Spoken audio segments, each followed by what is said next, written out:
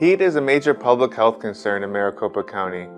Summer heat is the #1 weather-related killer in the United States. In Maricopa County, between the years 2006 and 2014, there was an average of 100 heat deaths per year. However, these numbers are climbing.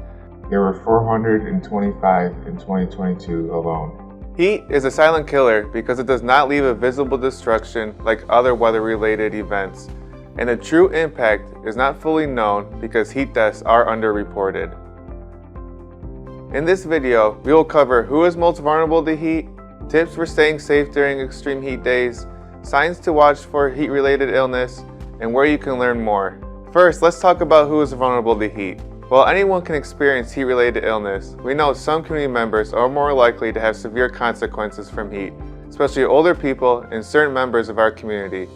In Maricopa County, we know that Native Americans and African Americans are disproportionately affected by heat. And 7 in 10 heat deaths are among those at least 50 years old. Infants and young children, those who work or exercise outside, people on certain medications or with cognitive or physical impairments, individuals who are homeless, overweight, or living in poverty or social isolation are also more likely to die from extreme heat. You might be surprised to learn that 30% of all heat deaths in Maricopa County occurred indoors. When we look at those who died indoors, even those with air conditioning are at risk. For many people, paying their utility bill to keep their AC running or fixing a broken AC is not affordable, even in a heat wave. This gives you insight into how economic status impacts heat vulnerability. Also, where you live has an impact. Communities with more paved surfaces which trap heat have less vegetation, which provides cooling. Poor housing construction and less access to air conditioning all increase impact of extreme heat on the people living there. Tree canopy can play an important role in mitigating urban heat, can also reduce energy bills. We know all heat deaths are preventable, but mitigating factors like tree canopy and vegetation are not equally present in all communities. There are things each of us can do to protect ourselves. Here are some tips to how to beat the extreme heat. Your first step is to prepare. Check forecasts and weather-related alerts. Then, when the extreme heat hits, keep in mind the following. Drink plenty of water every day, even when you're not thirsty. During hot weather, you'll need to increase your fluid intake. When you are working in the heat, drink water frequently, even if you're not thirsty.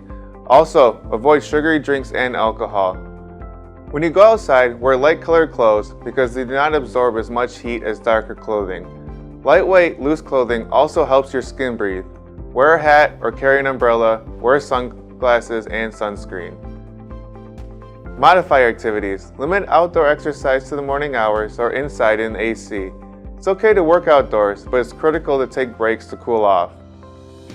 Never leave kids, pets, or anyone in the car, even with the windows down. The temperature can rise 20 degrees in just 10 minutes. Take care of your pets. They need water, shade, and cool places to rest too. Walk them on cooler surfaces and consider using dog shoes if possible. Also, if they begin to pant, give them water right away. If you don't have AC, a fan is not enough to keep you cool when it's over 90 degrees. It can actually dehydrate you. Go to an air-conditioned spot like the mall or a cooling center for a break for at least part of the day, or find a cooling center through the Heat Relief Network, a network of partners providing hydration stations, refuge locations, and water donation sites throughout the valley.